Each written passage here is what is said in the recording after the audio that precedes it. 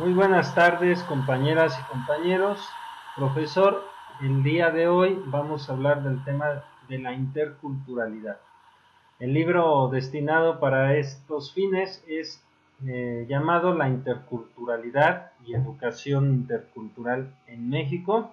de las autoras Dietz y Mateos, del año 2011. Abordaremos el capítulo 4 y 5 de este libro y vamos a comenzar con el capítulo 4, que se llama La divergencia cultural inicial de la interculturalidad mexicana, del indigenismo al zapatismo. A principios del siglo XIX surge lo que las autoras llaman el problema del indio, entre comillas, que es ese trasfondo de la historia del indigenismo, en donde vamos a ir viendo un doble corolario ideológico, que es el nacionalismo cultural y el nacionalismo pedagógico. En el reciente proyecto de nación que se comenzó a gestar en México después de la independencia, surge un proyecto de nación unitaria, homogénea, modernizador y con una tendencia eurocéntrica, muy a semejanza del prototipo francés. Se buscaba la unificación de los distintos discursos interculturales, tanto indígenas como criollos, en ese tiempo bajo ese proyecto. Sin embargo, surge en ese tiempo, en el siglo XIX, el Plan de Ayala como uno de los principales representantes de esta divergencia, de este desacuerdo que algunos grupos sociales tenían, y Zapata, ¿verdad?, redacta este Plan de Ayala, que es un proyecto de nación descentralizada que queda basado en comunidades autónomas y autogestionadas. Este proyecto, el Plan de Ayala, va en contra de las políticas y de la forma de actuar de Francisco I. Madero, ya que lo desconocen como el jefe de la revolución y lo desconocen como el presidente de la república. El porqué de este desconocimiento tenía su base en que varios campesinos y comuneros indígenas no tenían tierra y estaban siendo violentados sus derechos colectivos fundamentales. Posteriormente, cuando se da la Revolución Mexicana, cae el nacionalismo criollo y se produce un nacionalismo mestizo, no tanto por la cuestión biológica, sino cultural y simbólica, que va a intentar sintetizar los elementos del México indígena precolonial y del México criollo colonial, en palabras de Vasconcelos, en una nueva raza cósmica o en una semilla de una nueva nación post-revolucionaria. Se va a imponer un proyecto citadino, centralizador y estatista, pero desde esta perspectiva mestiza, con lo que llaman las autoras una mestizofilia anticlerical. Las comunidades indígenas van a ser sometidas a procesos de aculturación selectiva que van a tener como objetivo mexicanizar al indio y dotarlo o integrarlo con una serie de herramientas al proyecto homogéneo de la nación. En ese tiempo la educación va a ser usada como un instrumento del Estado para generar orden y progreso, y en ese sentido, en esos comienzos, la educación estaba a cargo de empleadores y corporaciones civiles independientes que serían absorbidas por el Estado, tomando la batuta, tomando la fuerza suficiente como para tratar de controlar el asunto de la educación. Posteriormente, de 1867 a 1911, la educación efectivamente se va a caracterizar por ser libre, gratuita, uniforme, obligatoria, laica, integral y nacional. El Estado, a través de la educación, va a fomentar la posibilidad de construir una sociedad democrática que estuviera libre de la ignorancia y que pudiera alcanzar la modernidad. En ese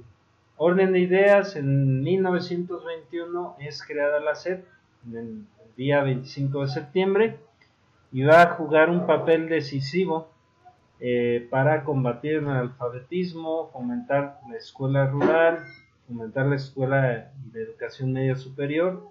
así como la edición de libros que pudieran promover entre todos las artes y con el fin de brindar un ideal democrático por el que se había luchado en la revolución. En sus inicios va a tratar de organizar la construcción de escuelas, la SEP, va a tratar de empezar a aperturar bibliotecas y buscar que grupos marginados en las zonas rurales vayan accediendo a la educación a través de diferentes programas. Sin embargo, a pesar de estos espacios, de esta lucha por difundir, digamos, y dar los primeros pasos en la educación y la alfabetización, los campesinos e indígenas eran vistos por estas instituciones como la SEP como sujetos carentes de cultura y racionalidad, incapaces de generar conocimiento. En 1921, al mismo tiempo, ¿verdad?, que en ese año se crea la SEP, también se crea el Sindicato Nacional de Trabajadores de la Educación, el CENTE, que obtiene los recursos del Estado mexicano y va articulando su trabajo, su labor con la SEP, y en ese tiempo declara abiertamente su apoyo hacia el PRI o el PNR,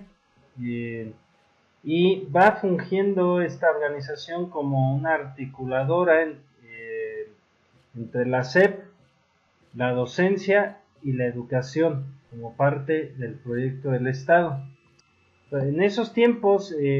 los estados de Michoacán y Chiapas se van a elegir como las regiones prototipo para instrumentar como proyectos innovadores de educación enfocados a la alfabetización de las comunidades, de las personas, y a buscar una educación bilingüe que se le llamaría con el término castellanización, ¿sí?, que implicaba un proceso en el que se buscaba que los niños aprendieran el idioma español al mismo tiempo de su lengua madre, pero con el objetivo de que después la lengua madre fuera sustituida por la lengua española y que los chicos que terminaran la primaria estuvieran en la posibilidad de continuar estudiando la secundaria o incluso educación media superior. También en estos tiempos, en los 30, 40 y 50, se intenta proletarizar la producción agrícola. En el ramo del desarrollo económico se intenta instrumentar, se intenta meter las formas de producción industrial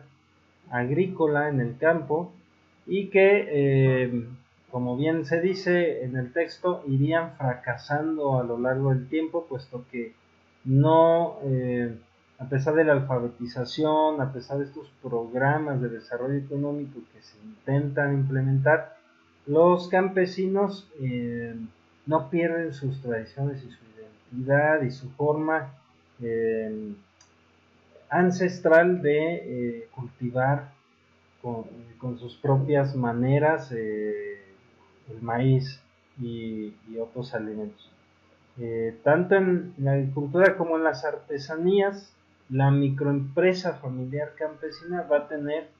la predominancia. Entonces, este primer proyecto indigenista, las autoras nos dicen que si bien tuvo estos fracasos en la forma y en la manera en la que trataron de implementar en las comunidades indígenas, va a empezar a crear una plataforma para la articulación de las futuras luchas indígenas en el seno de su propia institución. Una de estas plataformas que daría pie después a la ciudadanización de los indígenas o de las luchas por los derechos de los indígenas. Una de estas primeras va a ser la generación de los maestros bilingües e indígenas. Entonces, para eso surge en 1939 el proyecto Tarasco, en donde el objetivo era generar promotores indígenas bilingües capaces de llevar a cabo esos proyectos de alfabetización y castellanización de los chicos, de los niños y adultos indígenas. Posteriormente, las autoras nos van comentando que tanto lo que es la Dirección General de Educación Indígena como el AMPIVAC van a crear un propio concepto que va más allá de los anteriores que se habían gestado dentro de las políticas asistencialistas del gobierno y del Estado, en donde se le llama la educación bilingüe bicultural, que sería como un concepto previo a la educación intercultural. Desde este enfoque epistemológico que se gesta desde los mismos maestros indígenas, va a implicar que se abandone la visión instrumental que reducía a la educación bilingüe a la castellanización, sino que se pugna, se lucha porque se complemente esta o se cambie esta visión para sustituirla por contenidos auténticamente biculturales en todas y cada una de las asignaturas escolares impartidas.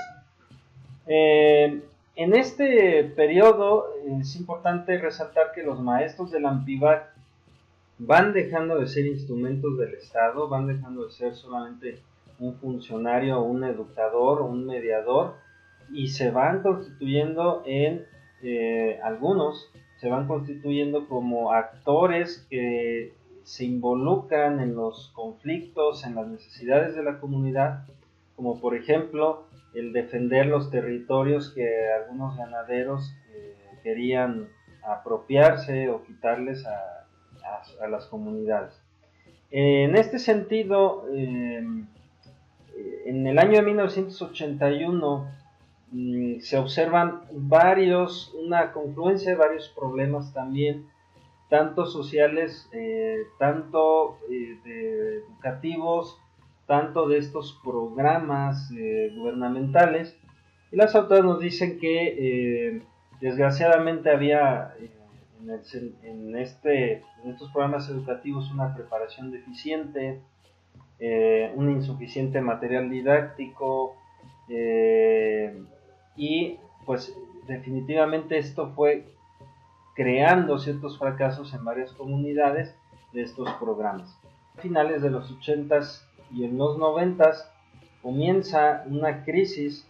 de estas organizaciones debido a que el Estado neoliberal empieza a retirarse de la política agraria, y con la entrada del Tratado de Libre Comercio y las políticas de gobierno que en ese momento impulsa Carlos Salinas de Gortari, va creando una serie de condiciones en las que estos grupos y comunidades se ven obligados a unirse, se ven obligados a constituirse y a empoderarse para hacer válidos sus derechos fundamentales. Ante la retirada del Estado en los 90 van surgiendo estas coaliciones, y en 1993 encontramos un panorama más diverso en donde hay ONGs, activistas, defensores de derechos humanos, de movimientos religiosos, representantes de partidos políticos opositores, así como elementos del magisterio indígena disidente que van a contribuir a una ciudadanización y promoción de una educación cívica que busque empoderarse y poner fin a los monopolios electorales y políticos. En estos años se va gestando el reconocimiento de los derechos humanos como un discurso que va a empoderar también a las comunidades. En este proceso se le llama, por parte de las autoras, el surgimiento de la ciudadanía étnica o el proceso de ciudadanización etnificada. Poco más adelante las autoras nos enfatizan que hay una serie de factores que producen este despertar étnico o etnogénesis y también uno de ellos es el impulso que se da a partir del desencanto partidista del PRI y de la politización partidista en la que se ven implicadas las comunidades, en donde ya empiezan a poder elegir entre un partido u otro. Esta lucha de intereses, de este juego de poderes va llevando a que también se marginalice a las asambleas comunitarias como el máximo órgano de la toma de decisiones comunales. Algo fundamental que me pareció digno de rescatar es que las autoras van registrando que en algunas comunidades se cambia el paradigma del pobre indio peticionario de ayudas y asistencialistas, se va transformando a un ciudadano perfectamente consciente de sus derechos. Las autoridades registran algunos movimientos en los que cuando hay un levantamiento, hay un pedido hacia el Estado, las comunidades primero agotan todas las vías legales, de no obtenerse respuesta, hacen manifestaciones o cierre de carreteras y si aún no se obtiene una respuesta, se toma como último recurso la toma de las instituciones, el invadir las dependencias gubernamentales para poder imponer, ¿verdad?, las medidas para el cumplimiento de las peticiones o necesidades hasta ese momento negadas. Entonces estamos asistiendo a ver un surgimiento de ciudadanos constituidos, conscientes de sus derechos humanos y que están luchando por la reivindicación de su autonomía comunal o regional. Entonces es aquí, en este panorama, cuando por fin se comienza a denominar estos procesos como ya una educación intercultural bilingüe. Entonces la escuela ahí se va a empezar a convertir en una especie de interfaz mediadora entre el Estado y la comunidad indígena. En este sentido, ya en los 90 se va a constituir la Coordinación General de Educación Intercultural Bilingüe y va a quedar entre la cultura escolar y la cultura comunitaria, y se van a ir orquestando ahí dos discursos de conflictividad institucional entre conceptos y nociones pedagógicas y conceptos étnico-políticos. Vamos a pasar en este momento a analizar el capítulo 5 del libro. Los autores hacen énfasis en que se van a constituir actores e intermediarios de índole política, pedagógica y académica en el triángulo de lo intercultural. Son como personajes fundamentales que van a ir ayudando a gestar cada vez más este concepto. Los autores hacen un rastreo del concepto o concepciones de la interculturalidad y van encontrando que dependen del contexto y sociedad en el cual se genera. Tanto en América Latina como en Europa, la figura del inmigrante y del indígena son generadores de problemas sociales o de fenómenos sociales en los que la noción de interculturalidad va a nacer o insertarse ahí. En los 60s y 70s, la noción de interculturalidad en Europa principalmente va a nacer vinculada a la escolarización de los niños migrantes que comenzaron a llegar en esas décadas. En los 80s, el concepto de educación intercultural se va a expandir no solo para los migrantes, sino para un amplio margen de personas receptores de cualquier sociedad. Entonces, tanto en América Latina como en Europa se va encontrando que el término de la interculturalidad va a surgir casi a la par. Los autores dicen que organizaciones como la Organización Internacional del Trabajo, el Banco Mundial, la OEA, la UNICEF, la UNESCO, van a ser organizaciones que van a estar llevando el término de lo intercultural hacia programas y hacia proyectos, ¿sí?, que lo van a fortalecer. Sin embargo, aclaran que ellos no, estas organizaciones no originan el término. En México se encuentra que hasta 1996 es formalmente adoptado de manera oficial el término intercultural en nuestro sistema educativo. También los autores hacen un rastreo de ese concepto aquí en México, mencionando a algunos autores como Aguirre Beltrán y otros autores como Julio de la Fuente. Un poco más adelante, los autores van a tratar de encontrar el triángulo atlántico o las intermediaciones discursivas latinoamericanas, europeas y anglosajonas, que van a fungir, como se ve en la imagen, como principales actores políticos, académicos y pedagógicos, que van a empezar a generar esta pedagogía intercultural. Ahí se va a observar que hay un reconocimiento de la composición diversa de las sociedades nacionales. En este sentido, se va a encontrar que de país a país, de regiones a regiones, encontramos una migración discursiva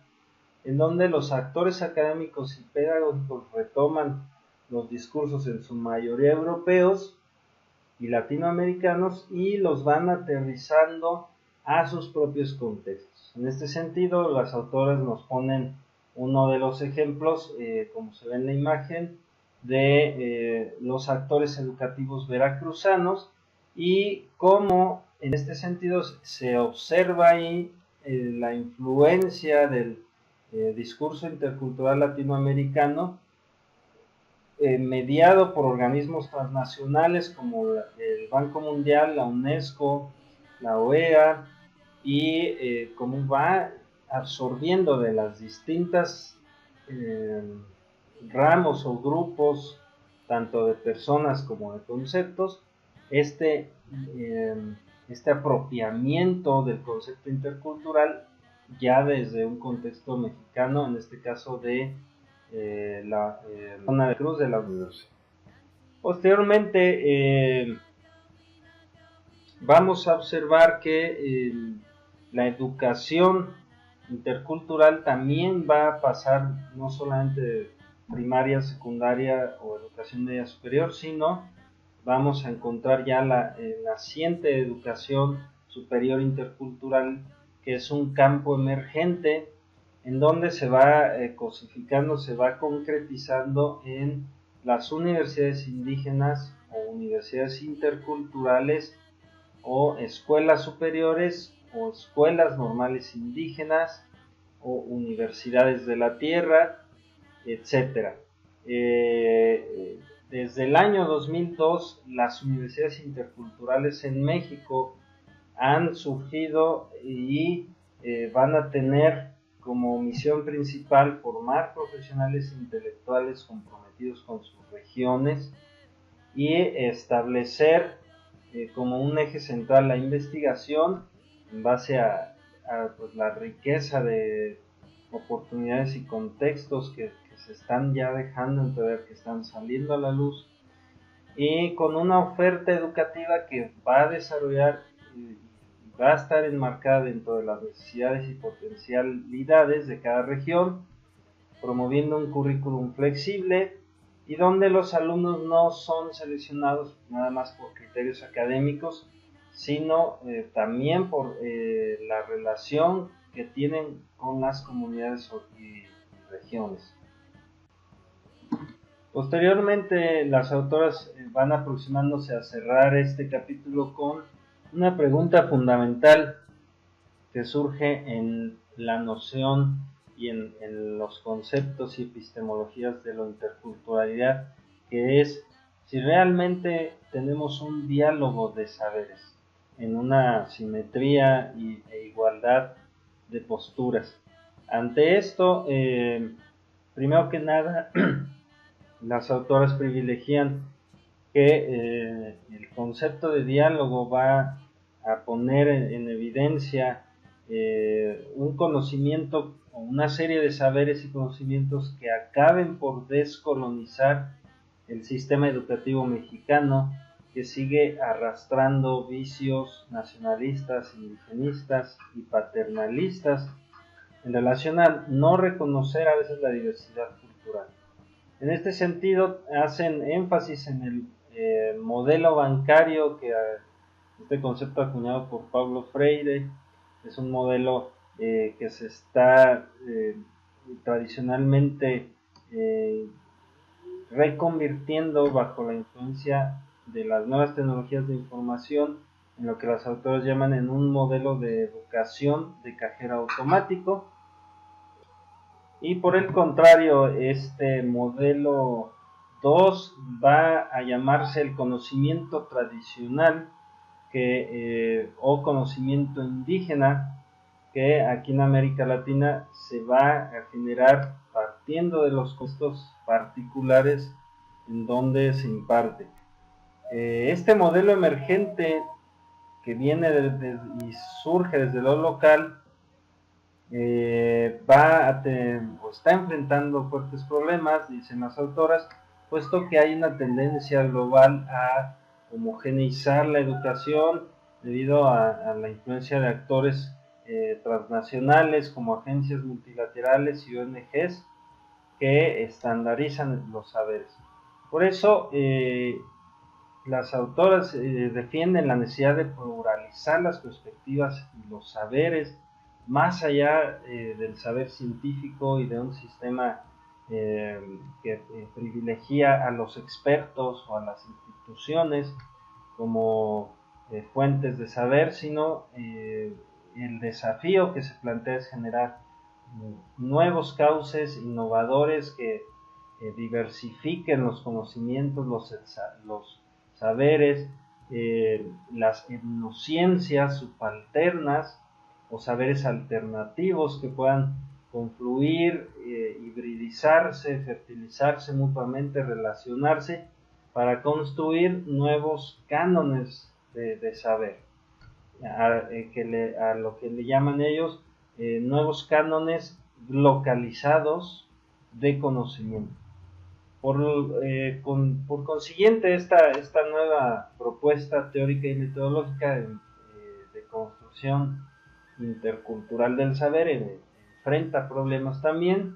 No es fácil lograr el diálogo de saberes, puesto que las autoras dicen que seguimos a veces cayendo en tendencias como dicotomizar a los participantes implicados en blanco y negro, o indígenas mestizos, o personajes rurales urbanos,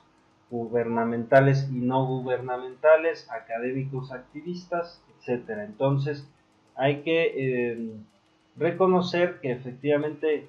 la primera necesidad es que se pueda tener un lenguaje en común, puesto que si no se tiene esta base, va a haber una falta de comunicación y va a haber una ausencia de posibilidades de dialogar. Esta falta de comunicación le llaman las autoras la incoherencia entre conocimientos, en donde no se logra establecer puentes comunicativos entre los conocimientos de un cierto grupo de personas y otro grupo de personas. Entonces, o entre la información externa y el propio sistema de conocimientos que ya tiene cada persona. Entonces, es un reto que plantean y que va a llevarnos a entender que la educación intercultural en México está enfrentando estos nuevos desafíos epistemológicos que la idea o la propuesta es que se puedan articular